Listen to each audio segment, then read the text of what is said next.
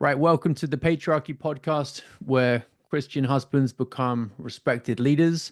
And today we're talking about some topics related to losing fathers and also trying to break through periods of low intimacy with wives. And the first caller is actually a Muslim, and we're going to hear from him about his family situation. Obviously, Christians and Muslims both worship the same God. Catholic Catechism teaches this. It's just that obviously the Catholic Church says that they worship the true God, but in the wrong way. Nevertheless, plenty of similarities between the two faiths, especially in how they approach family. So I have a lot of Muslim followers in my audience because of the underpinnings of patriarchy. Tell me a bit more about how things are unfolding and what I can help with. Okay, so we have a religious family. We all trust in God. We've adhered to the Quran.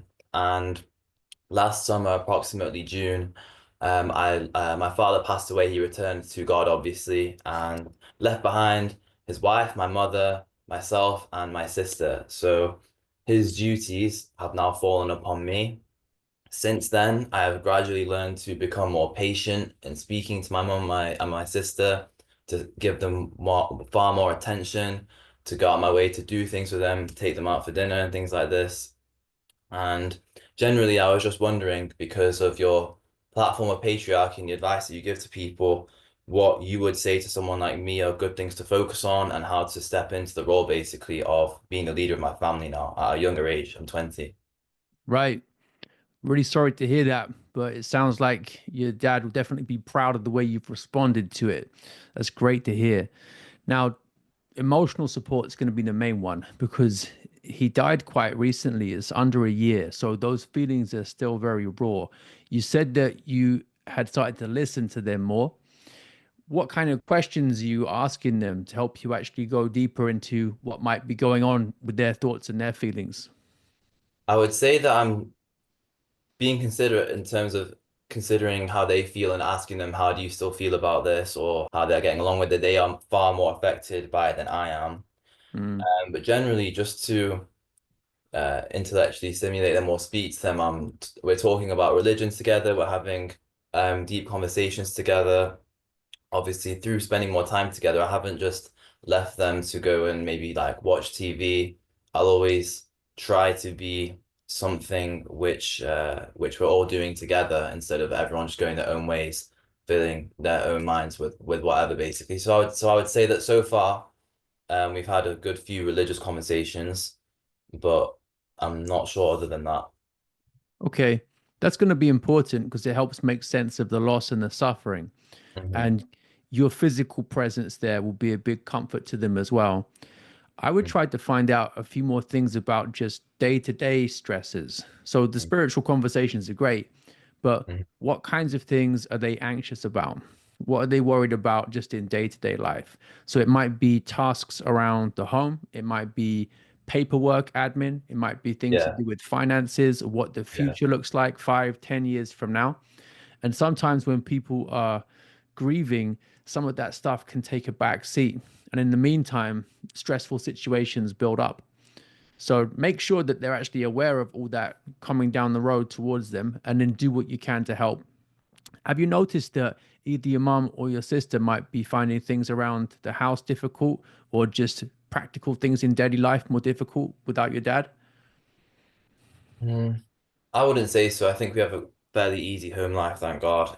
My sister's at university, but she's back quite often. Perhaps I could speak to her about these things in particular a little more. I think Hmm. I've given more attention to my mum than to my sister. This has made me realize, obviously, because she's a bit further away, I need to speak to her a bit more about Mm, this. But as for home life, that's okay. There's no burden. That's on my mum. Obviously, I'll do, the dishes here and there. I'll tidy my own room, stuff like that. But there's always more you can do. So if yeah. it's gonna help, then I'll just do more.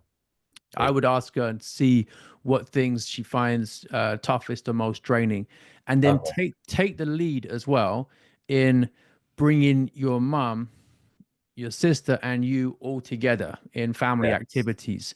So maybe have a think about some things that you used to enjoy doing together with your dad, And it might Yeah. be a good time just to revisit some of those places or activities and then just build those memories again and encourage being grateful for the time that you had together, Mm. especially because your sister's out of the house at university. Someone's going to be be the one to actually make a point of that shared time together so you can continue taking charge of your family story in the way that your dad used to. So write those moments into it. Maybe plan ahead for a whole year. When are some big occasions when you might want to get together to do something? It could be birthdays, could be anniversaries, things like that, where the Yeah, mood is likely to be low because he's not there, but you can actually transform it into a more uplifting experience and a time to get together. That's a okay. really masculine role to take. To transform negative experiences or times or not necessarily memories, but experiences of the memory Yeah. into something better, basically. Yeah, it's about building. It's about being the emotional provider and protector.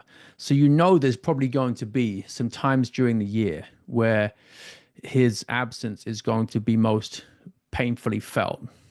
Yeah, so we've just had Ramadan, and like that's been one of the big things. We're still in it, but that's one of the big things where I've been spending more time with my mum because it's been the first time where it's not been like 4 or 5 in the morning, and we've all been sat around eating together. So, Yeah, exactly. So that's the principle. And think about it in terms of other key events over the year, including birthdays. mhm. And I would really just try to get her back in touch with some of those positive memories that will help sustain her. And Yeah, also, don't forget looking after yourself too. So it's not all just about what you can do for other people. It's also about making sure that your own mental and physical and spiritual health is strong too. Because if they're going to be depending on you, you need to be honest about the fact that you might be under strain at some points or need to relax or you need to talk about something as well. So yeah, of make sure that you understand that helping yourself also means you can help other people better. course, yes. Yeah, so to that end, thank God, I think that that's pretty good so far. Like still, I've actually had to like tone down fitness a little bit because I don't want to get too obsessed with, working out too much and everything, just because, we can't take all those push-ups with us. But I say that as someone who's been very, very fit, thank God, recently. So when it comes to, I've been aware basically that taking care of yourself is a prerequisite to taking care of others. So I'll Yeah. remember. Is there anything that you're especially worried about with your current family situation that you want solutions to? Or is it just general what to look out for?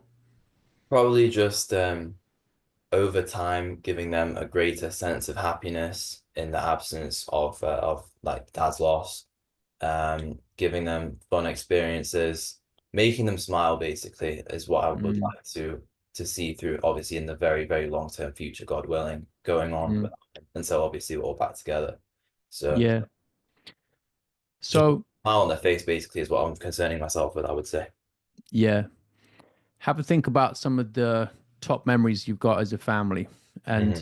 maybe surprise them with a trip to somewhere that means a lot that they haven't been to for a while. Think of Yeah. some of your best childhood memories. Okay. Okay. Another thing you could have a go at is for a special occasion, maybe for a birthday or something similar. uh, you could put together like a photo album or scrapbook or something and have a few words of commentary as well, just Hmm. talking about the gratitude that you feel for the way that she's raised you and what it means to you to continue supporting the family. I think that'd mean a lot to her. Yeah, I think gratitude's a good thing to expand on because so far it's been more like, oh, it's okay, don't worry, like eventually it'll be fine. But just to even say, like thank God, more and more will be another theme that will make everybody happier, basically, God willing. Yeah. And you're always going to get the best ideas from actual discussions with her too. So you're Okay. doing lots of listening, that's great. But keep asking the questions. So if you see that she's hinted at something that you think could be important, but she hasn't really developed on it, just say like, okay, right, yeah, I see what you're saying.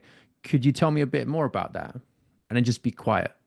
Hmm. So give her the push to open up a bit more, and then you might find some really good ideas for activities together. Okay. That worked. Yeah. I'll bear all this in mind. Thank you very much. All right, you're welcome. Happy to help. Uh, Yeah. Let me know how it unfolds and if I can be of any help in the future as well. I appreciate it. May God reward you. You're welcome. Thank you. And we're going to have a look at some different problems now, but still related to the topic of patriarchy. We're talking there about how the man has to be the emotional provider and protector in the family. It's the man's role to build and support. And as a son, too, when your dad passes away, that's something that you have to continue doing. And now we're going to listen to a few thoughts about intimacy in marriages and how to bring it back after it's faded away.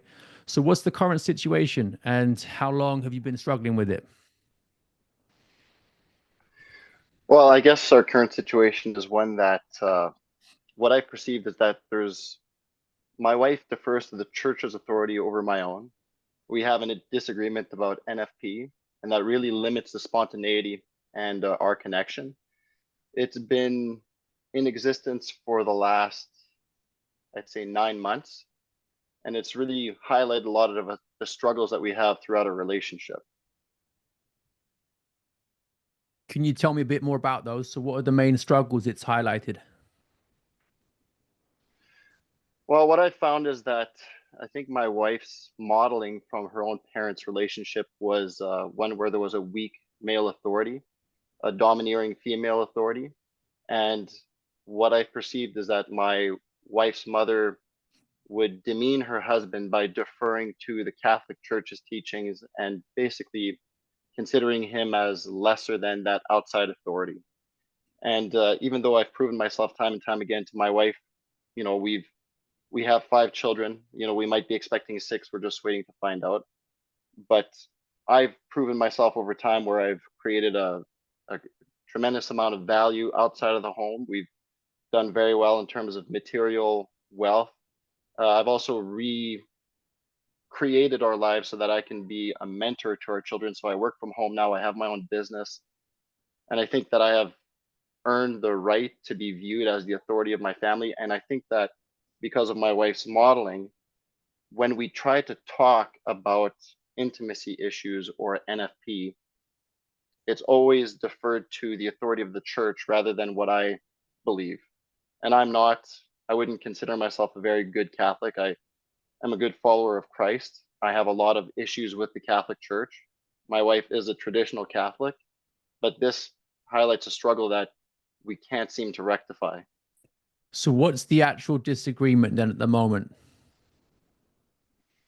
Well, I don't want to do NFP anymore. I'm absolutely done with it. I want to try a different form of birth control.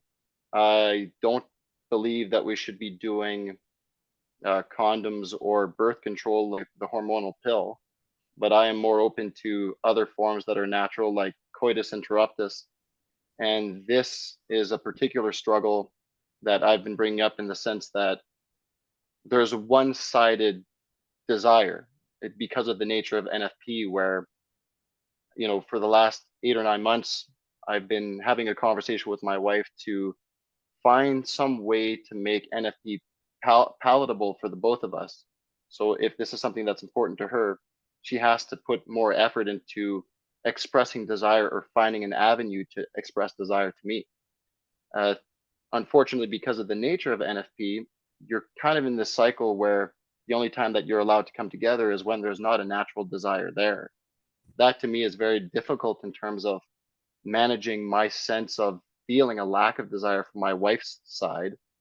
And when I try to broach the subject that, hey, I need to have a little bit more of a reciprocal desire here, it's basically met with discomfort, resistance, or seen as an attack from my wife, which leaves me feeling undesired, rejected.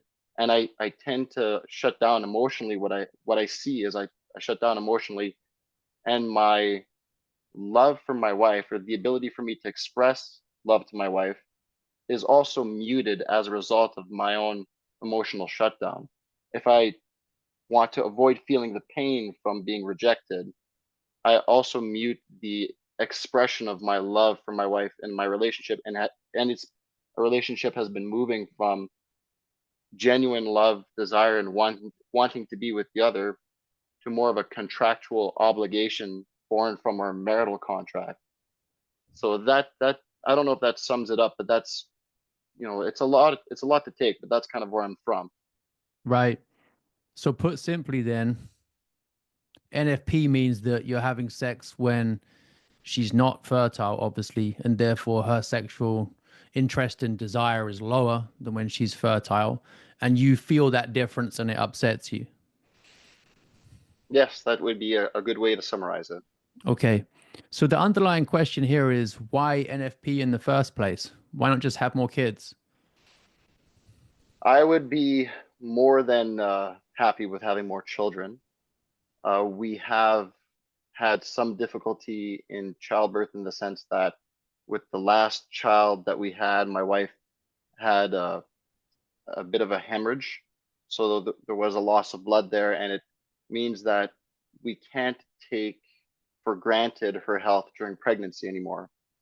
We have 5 children. We have lost one child. So I guess we've given birth to 6. We lost one child to stillbirth.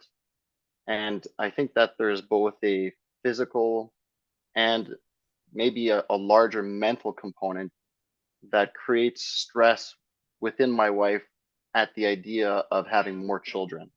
If Right. she were to be in good physical condition, I think both her and I would be open to more children because we've been blessed in a lot of ways, and we're very good parents. We both are full time at home, and our children are homeschooled. They're developing really well. So we've been blessed beyond measure to have more children. It's just she needs to grow in terms of mental and physical strength to have more children. Right. You said that you think that the mental component is maybe larger than the physical component in terms of what's preventing her from wanting more kids. Is that correct? You think the mental aspect is more of a block? She's not without reason to think that the physical is also an issue in the sense that we've had our children, they were born at home. And so I did see how when we had our last child, there was emergency services were called. There was a lot of loss of blood. So her physical fears aren't unfounded. Mm, I do find that the mental aspect, so the fear associated with pregnancy, is fairly high, which means that there's going to be a lot more stress there. And what that means is when we are in a situation where she's enjoying sex, she will take that as a sign that she's fertile, and that creates a fear. So, because of NFP's nature, if she desires me in any way, then she feels as though she has a likelihood of becoming pregnant, and this right. compounds an already existing problem. Okay. But there is a mental aspect to it that is real, but I think that is born from a true concern. Right. So would you say that the mental aspect is larger than the physical? I think it's larger because I think there's more components to the mental aspect. I think she's not just wrestling with the fear from pregnancy. I think she's also wrestling with the modeling that has been set before her from her mother. I think that since her father was largely absent during the fundamental growth of her life, I think that it's harder for her to feel comfortable showing affection, giving affection. And then she's also interacting often with her sisters who also have these, not all of them, but a lot of them have damaged relationships. Like, for example, you were talking to my brother-in-law not too long ago on one of your podcasts called Alcohol and Arguing. So, there is a there is a thread of behavior that's fairly consistent throughout the 7 girls that were born in a row, and some of them have really put effort into addressing the problematic dynamic of their own parents, and they've kind of pushed for it to fix their relationships or their view of how to behave in a relationship. And then others have actually clung to the church with the same vigor that their mother did, but it's to the exclusion of understanding and listening to the patriarch of the family. So rather than having a negotiation, rather than seeing the value of teamwork and setting the proper framework so that their children can view what a healthy relationship is, they cling to the church at all costs, even if it costs the stability of their family. Right. Well, I'm Catholic, so obviously I believe that what the church teaches regarding sexual matters is correct, and that the husband's authority is delegated to him from God. So we're not free to go against what the church teaches. And the church does say that coitus interruptus, for example, is not permitted. So that would be a hard line for me. But the real problem here isn't actually about different methods as alternatives to NFP. It's actually about why she's afraid to get pregnant. The thing that's actually affecting the intimacy most and striking at the core of that aspect of your marriage is fear of getting pregnant. You said it's got multiple components to it, and you would be happy to have more kids. So, really, you don't want to go with coitus interruptus either, or any other form of contraception. You would be happy to have more kids, and you've got the resources to be able to provide for them. And being open to life, which you are, is important because that's Catholic teaching. So these multiple components that are making her afraid to get pregnant, what actually are they? I think so. Some of them reside with me. In the past, when we have had children, give you an example, we've been married for 11 years. We have 5 kids. We had 6 pregnancies. During that time, especially at the beginning of our marriage, my priorities were very different than what they are today. So I was very focused on creating wealth, building a legacy. And so I attacked the outside world trying to build value. During the COVID years, I left my work in the oil field to concentrate on creating a business at home so that I can take my time and mentor my children because I wasn't mentored as a young child. My dad was always gone. My mom also worked. So I come from a very different religious background than my wife in the sense that I'm more from the world. I see a lot of value in the Christian faith, Catholic faith. I see a lot of beauty in it. And so I've recreated my life so that I can actually build strong daughters and sons. However, when we've had the last 2 pregnancies, we were going through not just the stress of building a business, but we also had some pretty significant personal challenges. So challenges with family and our children and things like that, that I'm not at liberty to talk about, but the stress on our relationship and on ourselves was more than I think a lot of people have had to deal with. Mm. And that has led to some emotional outbursts.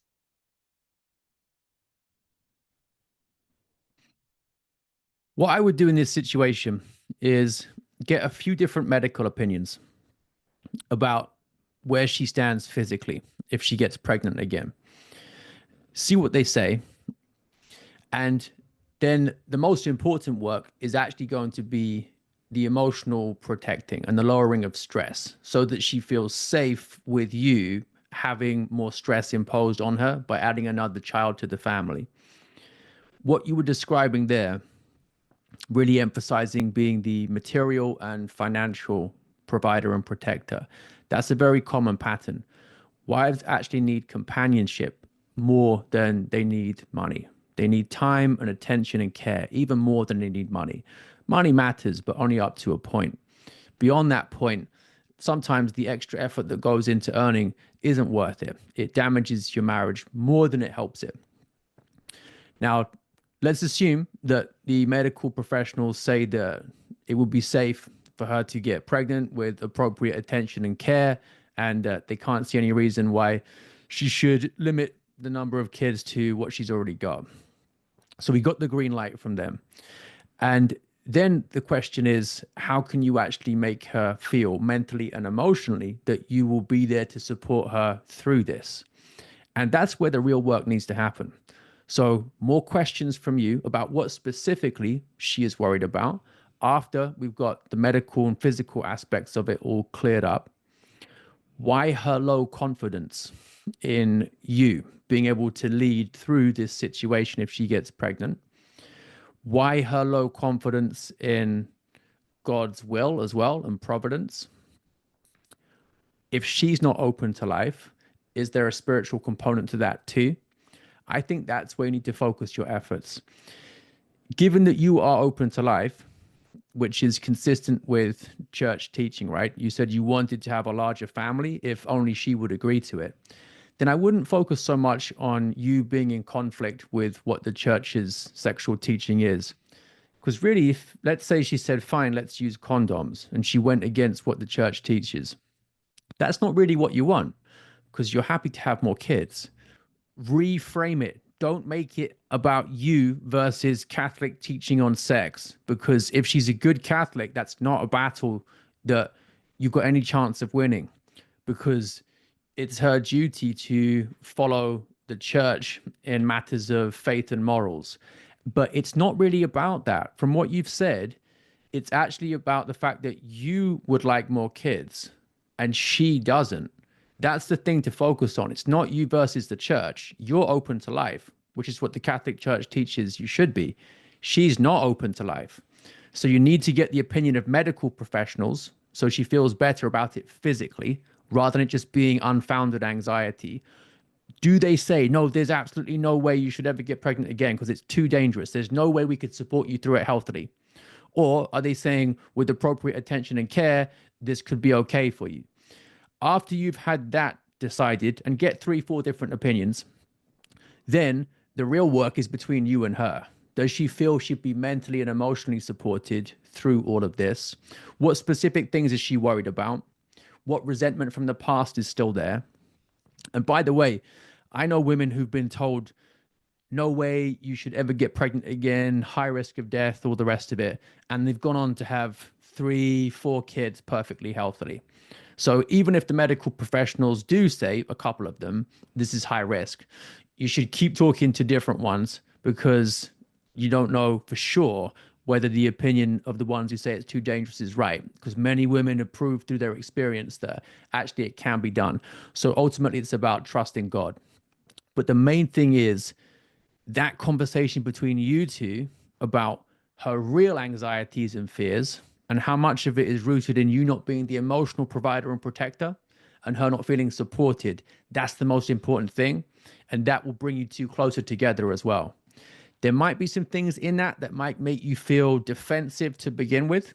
My advice would just be to listen calmly, ask questions, try to find the grain of truth, even if you feel that the criticism is unjust. Focus on the grain of truth. Say that you understand why she feels this way. Don't dismiss the feelings. Say you understand the feelings are real, but you're here to actually help give her a different perspective on them. And you're here for her support too. Does that make sense? It does. I can identify a couple of strategic issues with that approach. Some of them are out of my control in the sense that I live in Canada and we have a healthcare system here that's just deplorable.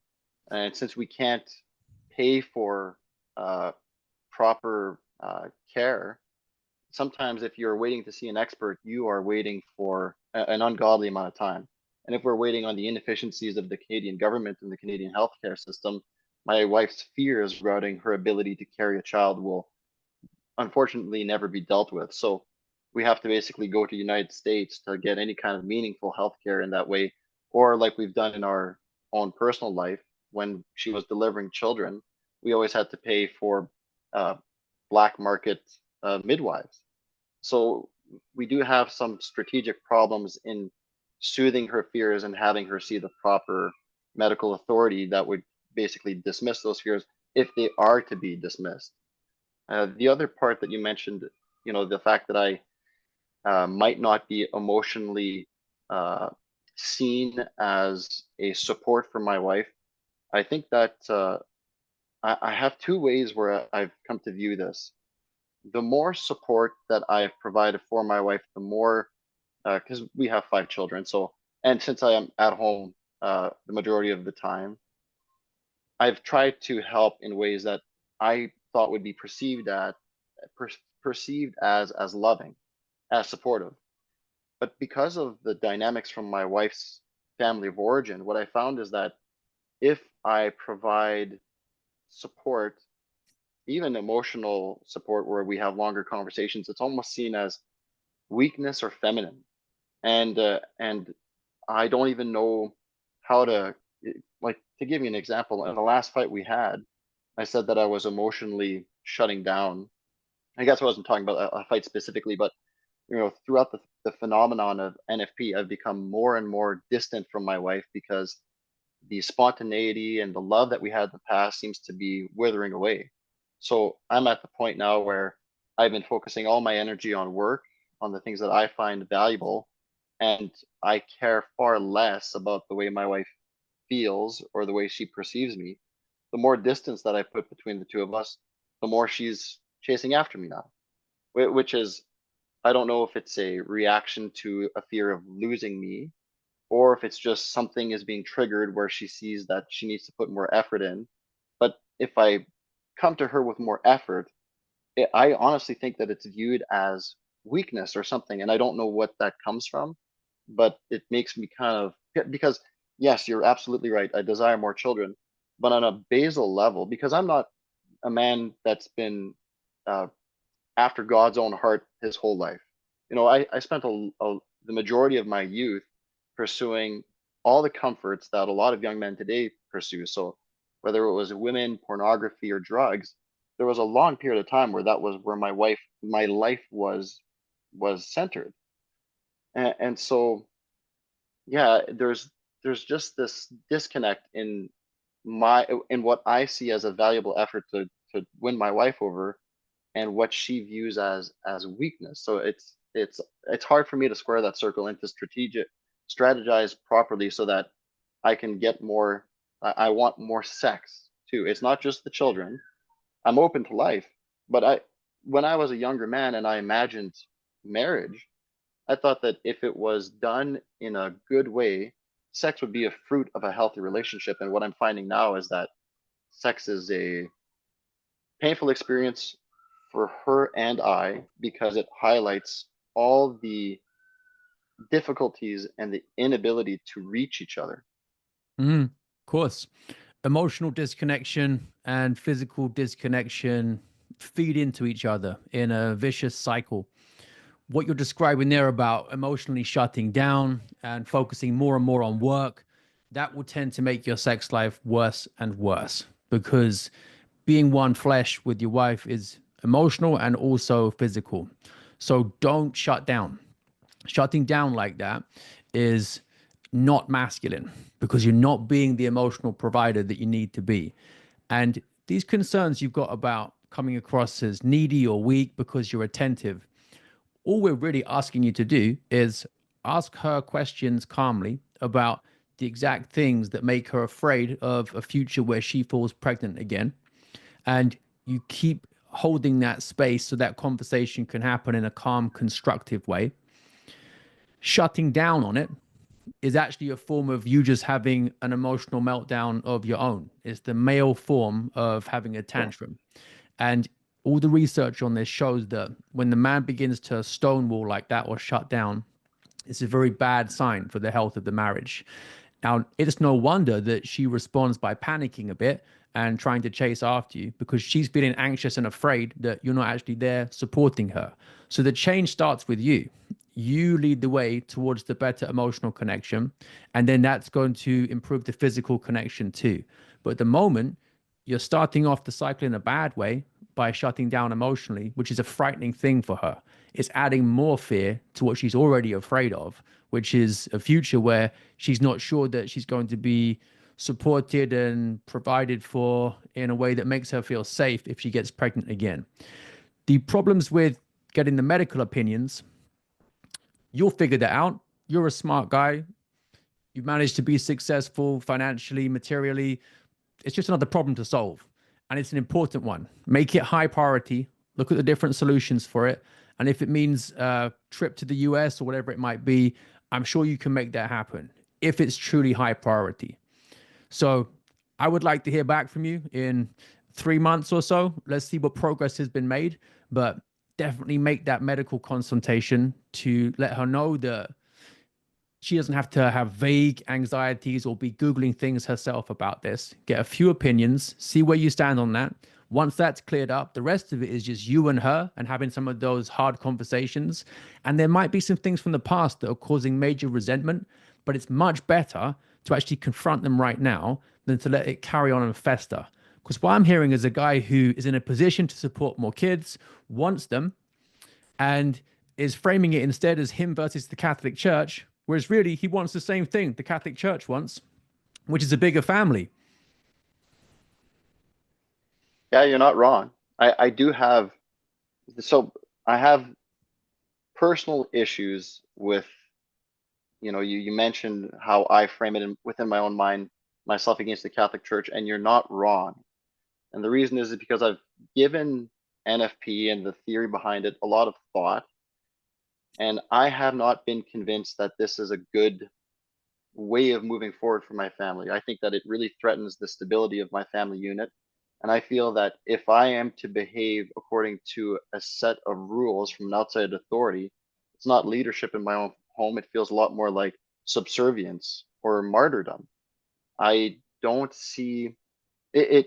I find it very difficult to see the value in something that doesn't convince me through facts, reason, and evidence. And that's a struggle that I've carried in as much as my wife tries to reiterate how important it is. It hasn't been sold to me through her behavior or through what it's trying to establish. Like NFP is trying to establish a structure that avoids pregnancy. But since we have had one child out of NFP and we are going through a pregnancy scare right now, and it's a blessing and a curse for me, but we seem to be extremely fertile, and that just means that the abundance of sex is always met with fear and Mm. cannot take place because we've been blessed in this way. But the point is that you shouldn't be practicing NFP, right? You I don't agree. like it, I don't want to. right? So the main thing to focus on is why are you? And that's where the medical consultation comes in, and also where these bigger conversations between you and your wife and what the future looks like, trust in God, etc., how she feels about having a bigger family, that's where the focus should be. So direct your efforts there. And I'd like to hear more about how things unfold. But I don't think it's worthwhile focusing on this idea of who's the real authority, the Catholic Church or you. As a Catholic, I believe that ultimately your role is one of subservience to God, who has delegated authority to you to exercise for the good of your family in your home. The patriarch's authority in the household isn't something that he makes for himself and uses for his own benefit. It's delegated to him by God to glorify God. And the point of your authority is to benefit your wife and children. So that's the way we view being a leader in the household. God gives us a job to do, and we do it. And for you, based on what I know so far, once we get these facts from the medical professionals and you've had these conversations, I would hope that whatever anxieties are making her feel like NFP is the option are no longer there. And you don't have to struggle against NFP anymore. You can just be open to life in the way that you want to be and the way that God wants you to be as well, because big families are great. So that's the goal. And you and your wife are actually on the same team there. Don't see it as you versus her. It's about you trying to make her feel better about being with you on the path that you want the family to go on so that you can all honor God together. Framing it as you versus Catholic Church or you versus her isn't likely to be helpful. It's probably going to lead to some kind of stalemate or dead end in the end. Instead, focus it on you're here to find out how you can help her lower her stress and anxiety levels so that when she feels desire for you, she's able to act on that with joy and openness. That's what the goal is. And you both want that. Yeah, I agree. I feel as though that's something that I can work towards in terms of trying to figure out the medical issues and quelling her fears in that regard. As far as creating a more comfortable arena to have children, I have, to my ability, done quite a bit. Like we have a beautiful home, we live in a beautiful farm, we've created a lot of wealth. And so I can continue pushing on that. But in my mind, I think we are in a situation that is quite favorable to a large family. So Physically now, and financially, yeah. Emotionally, I think yeah, you'll find in the conversations that she's not feeling fully supported there. From what you were saying earlier about shutting down, focusing more and more on work, she was probably feeling isolated and lonely. My hunch is that when you discuss this enough and dig beneath the surface, she's not going to say, I'm afraid to have more kids because we haven't got the money to support them. I don't think it yeah, will be that, no, you're right. right? So in a sense, Yeah, the man is always leading. The marriage problems always boil down to man problems in the end. And I believe, I don't know it well enough yet to be sure, but I believe that when you said that you were shutting down, you were creating more distance between the two of you were emphasizing your role outside the home more, that's probably the thing that's contributing to some of her mental anxiety about this. That's just a guess. And when you talk to her more, you can figure out whether that's right and what the nuances are. But that's where I would look if I were you. yeah, that's not a bad place to start. I Okay. do find that. Oh, sorry. I'll just wrap up one last thing and then Yeah. I'll stop talking. But one of the things that I find is a challenge is that outside of the home, I am, like any other man, aggressively pursuing creation of value, which means that I have to operate without emotion to a degree and just be focused on creating value, bottom line numbers. When I come back into the home in the past, I always thought this would be a place where I can take off my armor, relax, and be supported both emotionally and in a loving way where I can actually make myself vulnerable. I find that, over time, it's hard to shift because if you're creating a lot of value outside of the home, you tend to be somebody whose personality is fairly unemotional and goal orientated. And then when I come home, when I have been emotional and vulnerable and I've been met with attacks or criticism, it just makes me feel like that armor, goal orientated armor, has to be worn at all times. Where now it's, rather than trying to connect with my wife, I'm trying to strategize on how to better get it what I want, and it's something that I clearly have to work on. I'm not saying this is her fault, but I think part of my operational components is giving me success outside of the home in this way, but also provides a framework where I have an easier time falling into the habit of, okay, how do I get the goal that I desire from my wife? And I look at it strategically rather than emotionally, because I think that she could make the legitimate complaint that, you're fairly unemotional. And my response to that would be, I am, but when I have emotion in a relationship,